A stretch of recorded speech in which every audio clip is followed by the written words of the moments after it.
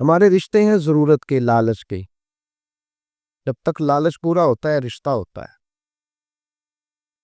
حالانکہ رشتے ضرورت کے نہیں ہونے چاہیے، رشتے عقیدت کے ہونے چاہیے، رشتے محبت کے ہونے چاہیے۔ اور روحانی زندگی میں اگر کوئی رشتہ لالچ کا ہو تو وہ تو 2 قدم نہیں چلتا، ٹوٹ جاتا ہے۔ عقیدت اور محبت اور احترام کا جو رشتہ ہوتا ہے وہ مضبوط ہوتا ہے، وہ ہمیشہ چلتا ہے، اس کے اندر پختگی ہوتی ہے۔ وفا اس رشتے کے اندر آتی ہے جس رشتے کے اندر کوئی لالچ ہے۔ ہمارے زمانے کے اندر یہ شور ہو گیا ہے کہ کام پیارا ہے چام نہیں پیارا۔ اس شور نے رشتوں میں کمزوری ڈال دی ہے، دراڑیں پیدا کرتی۔ ہم لوگوں کو پیار ہو گیا ہے سامنے والا کتنا، اور جب تک ہمارے کام کا کوئی شخص رہتا ہے تب تک ہمارا تعلق بھی رہتا ہے، اور جب وہ ہمارے کام کا نہیں ہوتا تب تک ہمارا اس کے ساتھ تعلق ٹوٹ جاتا ہے۔ یاد رکھیے میرے بھائی، جب رشتے کی یہ بنیاد ہو نا پھر اس میں وفا نہیں ہوتی، پھر اس میں وفا آپ کہتے ہیں سامنے والا وفا نہیں کرنا، تو بھائی وفا کی بنیاد ہی نہیں تھی یہ رشتہ، یہ بنیاد نہیں تھا وفا کی، وفا کی بنیاد نہیں۔ اگر آپ تعلق رکھتے ہیں نا، یاد رکھیں اتنی دیر کے جتنی دیر کام چلتا ہے، جتنی دیر ہمارا کسی دوست کے ساتھ تعلق ہے، تو یہ رشتہ کمزور ہے، اس میں وفا نہیں ہوگی، اور کسی نہ کسی جگہ پہ ٹوٹ جائے گا، کسی نہ کسی جگہ پہ آ کے ختم ہو جائے۔ رشتے لگانے کا لوگوں کو بہت شوق ہے، حالانکہ رشتہ لگانا اتنا مشکل نہیں جتنا نبھانا مشکل ہے۔ ہم ساری زندگی یہ ثابت کرنے کی کوشش کرتے رہتے ہیں کہ ہمارا جو فلاں آدمی سے تعلق ہے وہ بڑا مضبوط ہے، ہم یہ بتاتے رہتے ہیں کہ مجھے تجھ سے بڑا پیار، اور بتانا بھی چاہیے۔ نبی پاک صلی اللہ علیہ وسلم نے فرمایا جس سے محبت ہو اسے بتایا کرو کہ مجھے تجھ سے محبت ہے، تاکہ وہ بھی تم سے پیار کرے۔ یہ بتا دینا چاہیے، لیکن بتانے کا حکم ہے، ساری زندگی ثابت کرنے کا حکم نہیں۔ ہم ساری زندگی یہ ثابت کرتے رہتے ہیں کہ میں بڑا فرمانبردار ہوں آپ کا، میں بڑا تابعدار ہوں، میں آپ سے بڑی محبت کرتا ہوں، یہ ثابت کرتے رہتے ہیں۔ رشتے نبھانے سے بات بنتی ہے، ثابت کرنے سے بات نہیں بنتی۔ ایک تعلق کا پودا آپ نے لگایا زمین میں، چھوٹا سا پودا، اس کے سامنے کھڑے ہو کے آپ سارا دن کہتے رہیں کہ او پودے مجھے تجھ سے بڑی محبت ہے، میں تجھے بڑا چاہتا ہوں، میرا تیرے ساتھ بڑا رشتہ ہے، میرا تیرے ساتھ بڑا تعلق ہے، سارا دن پودے کو یہی کہتے رہے، اور چھوٹے سے پودے مجھے تجھ سے بڑا پیار ہے، میں رات بھی تجھے خواب میں دیکھ رہا تھا، کل بھی مجھے تو یاد آ رہا تھا، پرسوں بھی مجھے تو یاد آ رہا تھا، تو اس سے وہ پودا پروان نہیں چڑھے گا۔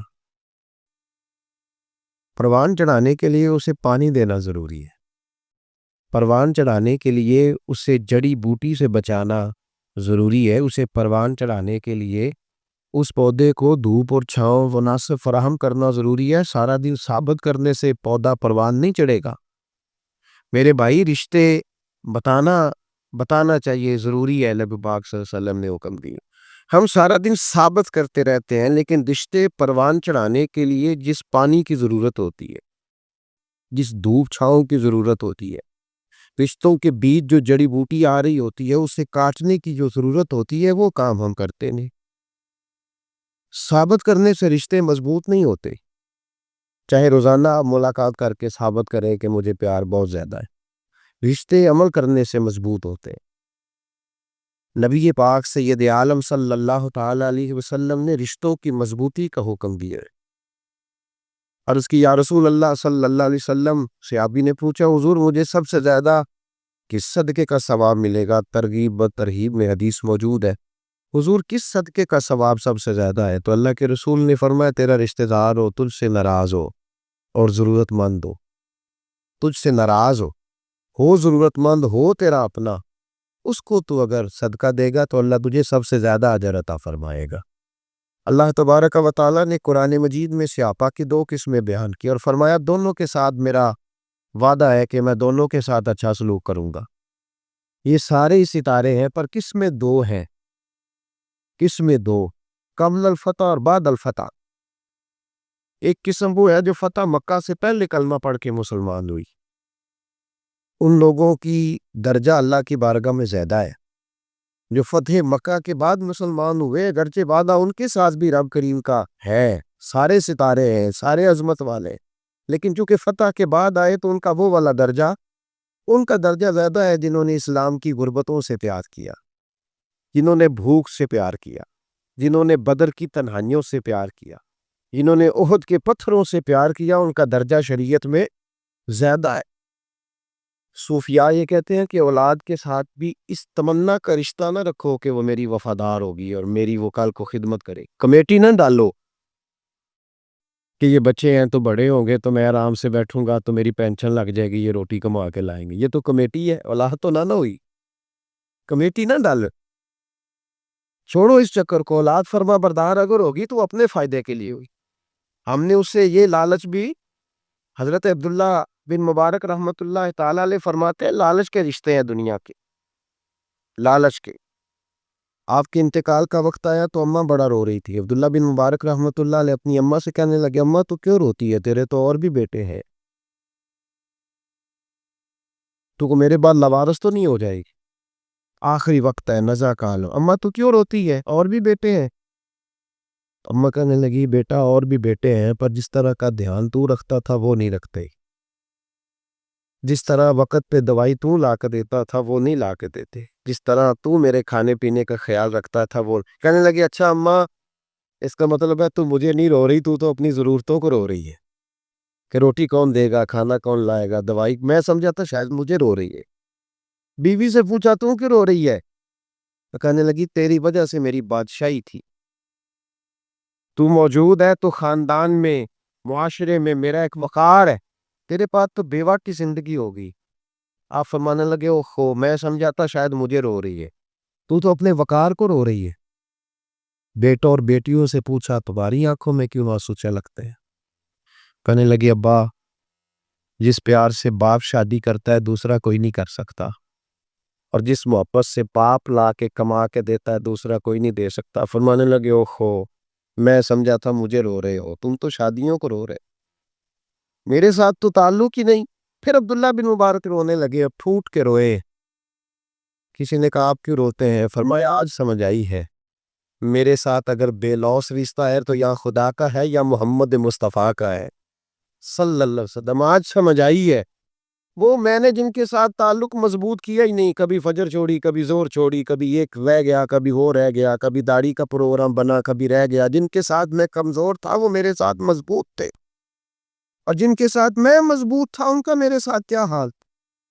یہ کمزوری ہے رشتوں میں، وفا نہیں۔ ہمیں تو بھائی کام پیارا ہے، چم نہیں، بالکل۔ بچے شکایت کرتے ہیں، کہتے ہیں ابا کماؤ پتر سے پیار کرنے لگا ہے، بچے شکوا کرتے ہیں، کہتے ہیں جو آدمی جیب میں زیادہ پیسے ڈالتا ہے ابا جی کا پیارا ہے۔ باپ شکوا کرنے لگے ہیں، کہتے ہیں میں مالدار ہوتا تو میرے بچے بھی فرما بردار ہوتے۔ رشتوں کو روح کا رشتہ بنائے، وفا کا رشتہ بنائے، وفا کا۔ کتے کا ذکر قرآن پاک میں آیا ہے، اس لیے آیا ہے کہ اس نے اللہ کے ولیوں سے وفا کی تھی، اس لیے آیا ہے کہ اس نے اللہ کے ولیوں کے ساتھ وفاداری کی، وفاداری کی تو اللہ نے اس کا ذکر ہے۔ قرآن ایک بادشاہ تھا، بادشاہ جو ہوتے تھے ان کے اپنے اپنے مزاج ہوتے تھے۔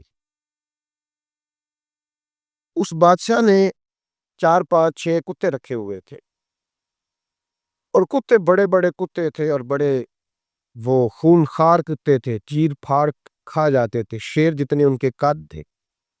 بادشاہ تھوڑا سا کسی آدمی سے ناراض ہوتا نا تو ایک بہت بڑے پنجرے کے اندر ایک بہت بڑا سلاخوں کا گھر اس نے بنایا ہوا تھا، اس میں کتے ہوتے تھے، اور کتے کو جب باندھ کے رکھا جاتا ہے تو زیادہ زہریلا ہو جاتا ہے، وہ زیادہ اس کے اندر کرواہٹ آتی ہے، زیادہ کاٹتا ہے۔ اس نے قید کیے ہوئے تھے، کتے تو بڑے زہریلے تھے۔ جس آدمی سے بادشاہ تھوڑا سا ناراض ہوتا نا تو وہ کتے کے آگے اس آدمی کو ڈالتا، کتے اس کو چیر پھاڑ کے کھا جاتے، یہ سزا تھی، لوگوں کو پتا تھا۔ بادشاہ کے وزیر نے بڑی خدمت کی بادشاہ کی،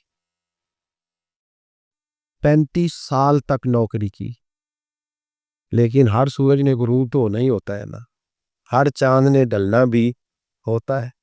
اب بوڑھا ہونے لگا، وہ جو مضبوط حافظہ تھا وہ کمزور ہونے لگا، ہلکی ہلکی غلطی، بادشاہ مزاج کا بادشاہ تھا پر نہیں سمجھ میں آیا، تو میں نے کہا کہ لوگ کہتے ہیں ہمیں کام پیارا ہے، چم نہیں، تو رشتہ وفا کا تھا ہی نہیں۔ وزیر سمجھنے لگا کہ اب نہ میں بھی غلطیاں کرنے لگا ہوں، تو ایسا نہ ہو کسی دن میں بھی ان کتوں کا شکار ہو جاؤں۔ اس نے بادشاہ سے کہا کہ بادشاہ، مجھے آہستہ آہستہ معذرت کرنے لگا، قدم ہٹانے لگا کہ مجھے چھٹی دے دی جائے، اب میں بوڑھا ہو گیا ہوں، لیکن اس نے کہا نہیں نہیں، جب تک میری طبیعت نہیں مانتی تم نہیں جا سکتے۔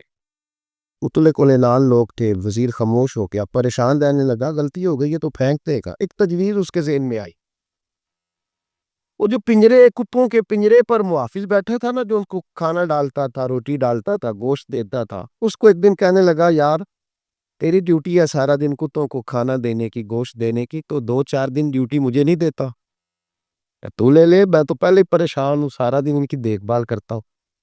اس نے کچھ تھوڑا سا گوشت لیا، پنجرے کے باہر کھڑے ہو کے کتوں کو ڈالا، اگلے دن تھوڑی روٹیاں لے آیا، کتوں کو ڈالی، 2-4 دن، ہفتہ، مہینہ، سال بھر، جتنا اس کو موقع ملا وہ دن بھر خدمت کرتا۔ بس وقت ایک دن آ گیا، بادشاہ کو کوئی بات اچھی نہ لگی، اس نے کہا اس بڈھے کو اٹھاؤ اور ڈالو کتوں کے پنجرے میں، ساری زندگی یہاں رہا ہے، اسے ابھی تک نہیں پتا چلا میرے مزاج کا۔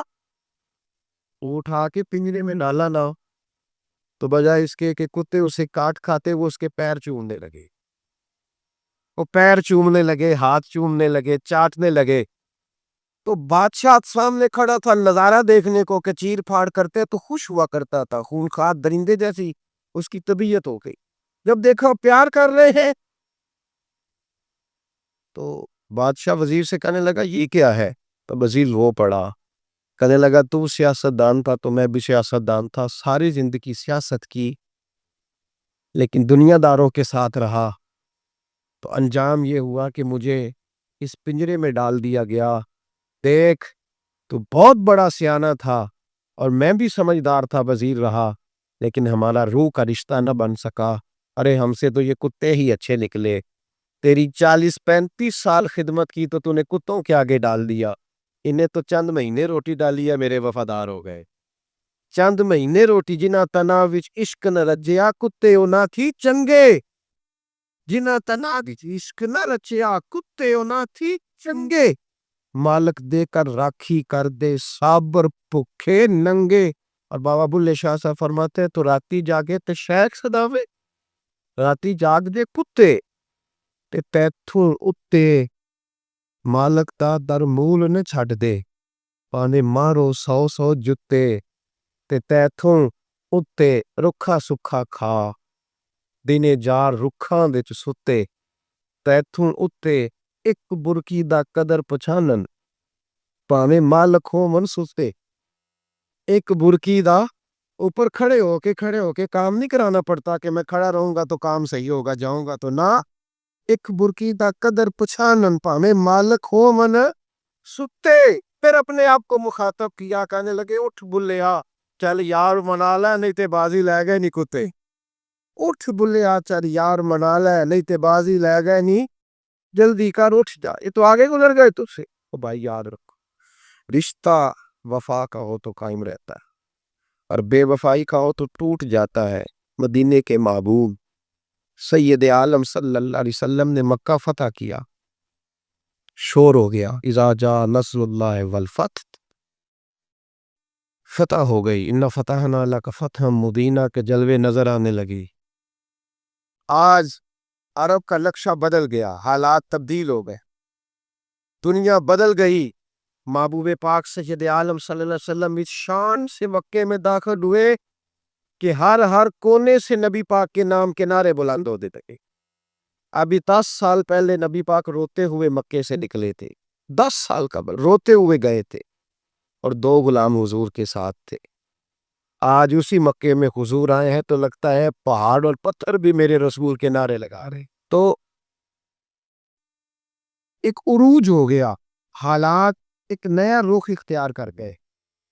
اور مکہ مکرمہ کے اندر اللہ تبارک اب تو احاطہ بڑا ہو گیا ہے، مطاف بہت بڑا ہو گیا ہے، حرم شریف کی مسجد کو وسعت دے دی گئی ہے، لاکھوں لوگ آ سکتے۔ اس وقت جب 10,000 لوگ آئے نا تو سیرت نگار کہتے ہیں یوں لگا جیسے درختوں پہ بھی لوگ چڑھے ہوئے، پہاڑوں پہ بھی لوگ ہیں، اتنا مجمع تھا۔ کہاں 2-3 لوگ اور کہاں ہزاروں کا اجتماع۔ میرے نبی پاک صلی اللہ علیہ وسلم نے طواف کیا اونٹنی پہ بیٹھ کے کعبے کا، پھر میرے محبوب تشریف لائے اور حضور نے خانہ کعبہ کا دروازہ کھولا، پھر میرے نبی پاک نے بت توڑے، پھر میرے محبوب نے خانہ کعبہ کے دروازے میں کھڑے ہو کے خطبہ ارشاد فرمایا، پھر میرے رسول پاک صلی اللہ علیہ وسلم کے جلوے زمانے نے دیکھے۔ ان سارے حالات میں دنیا نے ایک وفا کا عجیب منظر دیکھا کہ اس موسم بہار میں نہ تو آواز حضرت ابو بکر کے نام کی بلند ہوئی، نہ عمر فاروق اور نہ مولا علی کے نام کی بلند ہوئی۔ اس مجمع عام میں محبوب پاک کی آواز گونجی تو رب کریم کے حبیب نے فرمایا اینا بلال، میرا بلال کہاں ہے؟ میرا بلال کہاں ہے؟ اس کو بلاؤ نا، کدھر ہے بلال؟ عجیب رنگ وفا دیکھا نا لوگوں نے، یہ وفا فرمایا بلال کدھر ہے؟ حضرت بلال ہاتھ باندھے سب سے پیچھے، وہ شہرت سے بچنے والا پیچھے پیچھے رہتا ہے، جی چاہتا ہے ساری غزلیں اس ظالم کے نام کروں۔ پیچھے تھے حضرت بلال رضی اللہ تعالیٰ عنہ، دوڑے حضور میں حاضر ہوں، فرمایا ادھر آ یار، کعبے کی چھت پہ تو چڑھ ذرا، آذان تو سنا۔ ایک صحابی حضور کے کان میں بولے، اور یہ بھی حکمت الہی تھی کہ وہ بولے، حضرت بلال کی شان ظاہر ہونی تھی کان میں، کہا یا رسول اللہ کافر پہلے مر گئے، پہلے کوئی حال نہیں ان کا، آج تو بالکل ہی ختم ہو گئے حضور، آج آپ کا سکہ چل گیا ہے، بلال کے بڑے دشمن ہیں، بلال کو رہنے دے، کوئی اور نہ آج اذان دے دے۔ کان میں بات کہی تھی، چاہیے تھا جواب بھی کان میں آتا، اور معصوم آمنہ فخر آدم و بنی آدم وفا کا خطبہ پڑھنے لگی۔ وفا کا خطبہ شروع ہوا، میرے حبیب علیہ السلام نے فرمایا کان میں بات کی تھی، حضور کان میں جواب دیتے، لیکن حضور نے فرمایا چپ کر یار، تو نے عجیب بات چھیڑ دی ہے، جب مکے میں پتھر کھانے ہو تو بلال، اور جب بدر میں تلواریں چمکے تو بلال، احد میں پتھر برسے تو بلال، اور گلے میں کس کے رسی باندھ کے سے مکے کی گلیوں میں گھسیٹا جائے تو بلال محمد محمد کہے، اور آج اللہ عزتیں دے تو کسی اور کو چڑھاؤں، فرمایا چپ کر کے سارے نیچے کھڑے رہو۔ آج کعبے کی چھت پہ بلال کھڑا ہوگا تو میں دنیا کو بتاؤں گا وفا کس چیز کا نام ہوا کرتا، بلال ہی چڑھے گا کعبے کی چھت پہ۔ کس نے ذروں کو اٹھایا اور صحرا کر دیا، یہ کس نے قطروں کو ملایا اور دریا کر دیا، اور کس کی حکمت نے یتیموں کو کیا در یتیم اور غلاموں کو دنیا بھر کا مولا کر دیا۔ بھائی یاد رکھو، رشتہ جو وفا کا ہوتا ہے نا، اس کا بڑا رنگ ہوتا ہے، اس کا بڑا انداز ہوتا ہے، اس کے بڑے طریقے ہوتے ہیں۔ اگر حضرت حلیمہ غربتوں کے عالم میں میرے مصطفیٰ کو لے کے گئی تھی نا، تو معصوم آمنہ نے بھی تو سبق بڑا نرالا دیا نا امت کو۔ حضرت حلیمہ جب لے کے گئی تھی تو تب تو 3 لوگ تھے نا، کوئی دیکھنے والا نہیں تھا، 3-4 لوگوں میں لے کے گئی تھی۔ حلیمہ کہتی ہے جب میں نے رنگ دیکھا تو میں نے نرالا دیکھا ہے، مسجد بھری ہوئی تھی غلاموں سے، اور کریم رسول منبر پہ بیٹھے تھے، سادی سی بی بی جس کے لیے کبھی کوئی اٹھ کے کھڑا نہیں ہوا تھا، کوئی بھی، لباس بھی پرانا اور میلا تھا، کہتی ہیں جب میں نے مسجد میں قدم رکھا تو وہ والے نعرے لگے جو فرشتوں نے بھی دروازے کھول کھول کے دیکھے کہ کسی کے نعرے لگ رہے ہیں، اور جناب حلیمہ کہتی ہے کسی نے ایسا کبھی استقبال نہ دیکھا ہوگا، حضور اٹھے، وہ یا اللہ کی ساری رحمتیں اٹھ کے کھڑی ہو گئیں، اور پھر مصطفیٰ کریم نے بچھائی جب چادر، اور حضرت حلیمہ سعدیہ رضی اللہ تعالیٰ عنہ بیٹھی، اور حضور التحیات کی حالت میں سامنے بیٹھ کر تو لوگوں کو پتا چلا جو وفا کا رشتہ ہوتا ہے اس کا رنگ ذرا نرالا ہوا کرتا ہے، اس کا انداز ذرا انوکھا ہوا کرتا ہے۔ بھائی رشتہ وفا کا، رشتہ خلوص کا، لالچ کا رشتہ، اگر آپ نے کمکنی والے کی اس لیے دعوت کی ہے نا کہ وہ آپ کو مال صحیح دے گا، تو بھائی وہ بھی اس لیے آیا ہے کہ آپ اس کا مال زیادہ بیچیں گے۔ اگر آپ کسی رشتہ دار کے ساتھ اس لیے تعلق رکھتے ہیں نا کہ اس کے پاس پیسے زیادہ ہیں، تو وہ بھی اس لیے آپ کے ساتھ تعلق زیادہ رکھے گا کہ کبھی کبھی چلو گاڑی چلا لے گا، کبھی کبھی میرے کسی کام آ جائے گا۔ یہاں خلوص دیکھو، یہاں اگر آپ کے ہاں خلوص ہے تو پھر سامنے بھی آپ کو بڑا خلوص ملے گا۔ دنیا میں وفا ختم نہیں ہوئی، پر ہم نے وفا کا رشتہ ہی نہیں بنایا۔ ہم نے تعلق ہی نہیں بنایا وفا کا، تعلق ہی نہیں بنایا۔ میرے شیخ سے کسی نے پوچھا تو حضور آپ ہاتھوں میں ہاتھ لے کے بیعت کرتے ہیں؟ تو آپ فرمانے لگے وہ تو ادا ہے نا، وہ سنت ہے، لیے تو ہاتھوں میں ہاتھ ہی ہوتے ہیں، لیکن فرمایا جب کسی کو سامنے بٹھاتے ہیں تو اصل بات ہی ہوتی ہے کہ ہم دلوں میں دل لے کے بیعت کر رہے ہیں، ہم دلوں کو دلوں سے باندھ رہے ہیں، اور یہ وہ رشتہ ہے جو قبر کی دیوار کے اندر جا کے بھی دوبارہ کھلتا نہیں، یہ قائم ہی رہتا ہے۔ رشتے وفا کے پیدا کرے، خلوص کے پیدا کرے، للہیت کے پیدا کرے۔ میرے نبی پاک سید عالم صلی اللہ تعالی علیہ وسلم نے اس وفا کو آگے پھیلایا ہے۔ زندگی میں کبھی بھی کسی شخص کے ساتھ بھی تعلق لالچ کا نہ بنائے، ورنہ آپ ٹوٹ کے بکھر جائے گی، سامنے والے کا کچھ نہیں بگڑے گا، آپ ٹوٹ کے بکھرے گی، اور رزلٹ کی امید کبھی نہ رکھیں۔ وفا ہوتی دو طرفہ ہے پر کرنی یک طرفہ چاہیے، یاد رکھا۔ وفا ہوتی دو طرفہ ہے، کرنی یک طرفہ چاہیے۔ جو کہتا ہے نا سامنے والا کرے گا تو میں کروں گا، وہ بھی کچا ہے، وہ کمزور ہے، وہ ابھی بکا نہیں ہو۔